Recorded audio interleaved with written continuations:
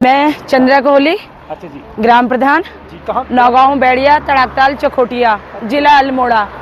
मतलब ये मान के चलो कि 30 से 35 वर्ष के हमारे 4-5 भाई ऐसे थे कि जिनको हार्ट अटैक आके उनकी डेथ हो गई। फिर उसके बाद से मैंने प्रण लिया था कि मैं पैदल पद यात्रा करूंगी और नंगे पांव चलूंगी।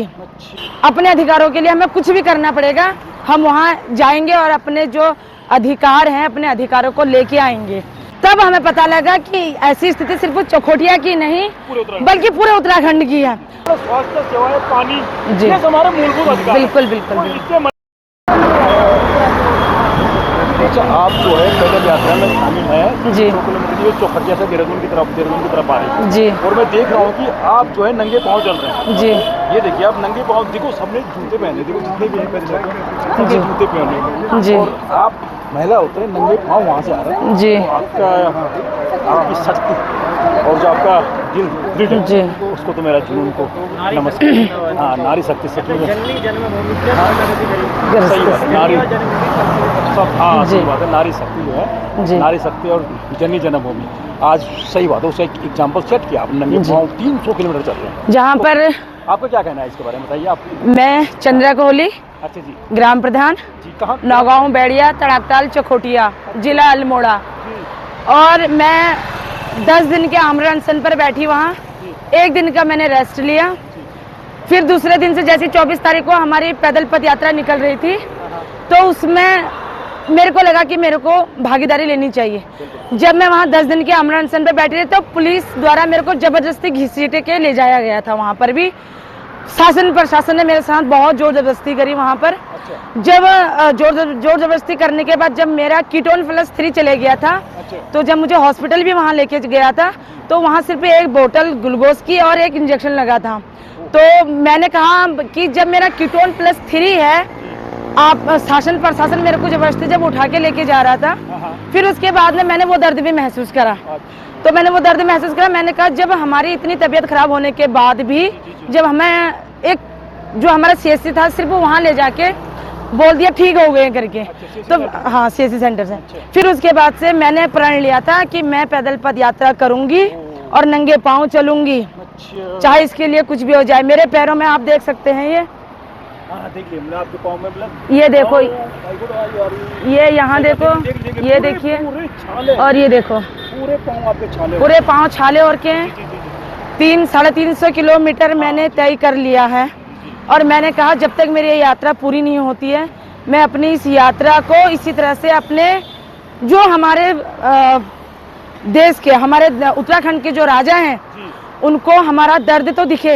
एक तरफ से वो बात करते हैं कि महिला सशक्तिकरण और फिर बेटी बचाओ बेटी पढ़ाओ।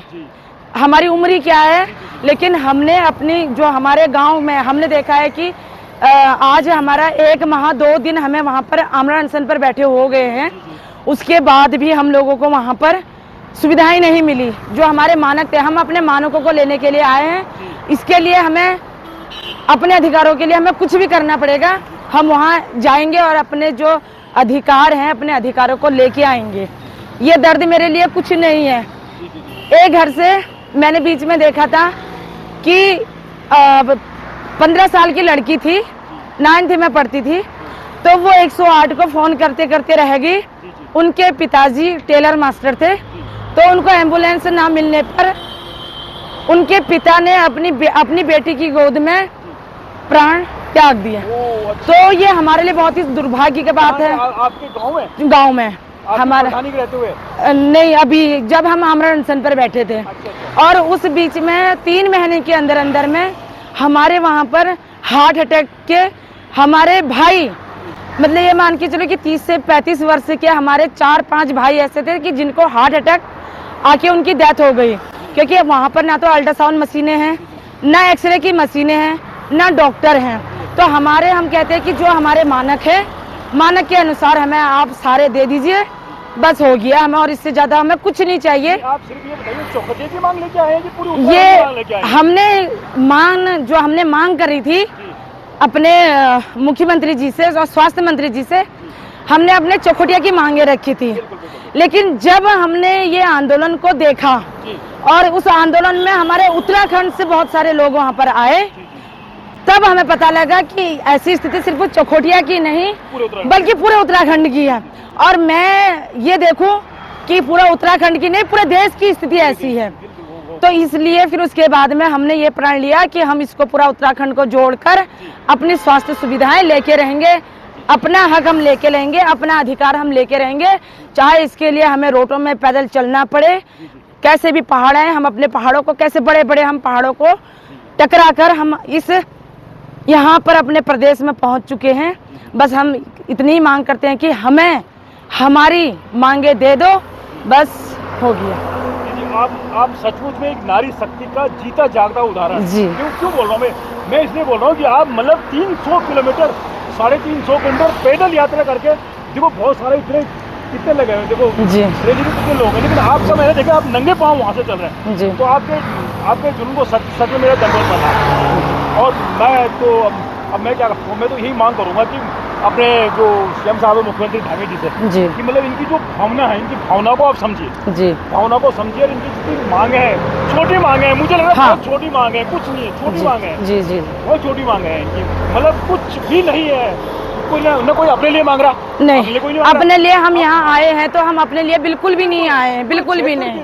जी क्षेत्र के लिए मांग रहे हैं, छोटी सी मांग है, मतलब जो हमारे अधिकार है, हाँ। मूलभूत अधिकार है, मतलब स्वास्थ्य सेवाएं, पानी, जी। ये हमारे मूलभूत अधिकार है। बिल्कुल बिल्कुल तो बिल्कुल। इससे मतलब मुझे लग रहा है कि धामी जी इसमें देने में जरूर सक्षम होंगे। जी। और कल मेरी ख्याल से आप लोगों की बहुत बड़ी रैली भी होने वाली है। जी जी जी जी और उससे पहले मुझे उम्मीद है कि धामी जी जरूर इसमें कुछ सोचेंगे और इनका वो पूरा कर देंगे। तो आपका जो जुनून और धारणा और आपकी जो दृढ़ इच्छा शक्ति है जी। ना, उसको सचमुच में मेरा तो सलूट, जी सचमुच में सलूट है।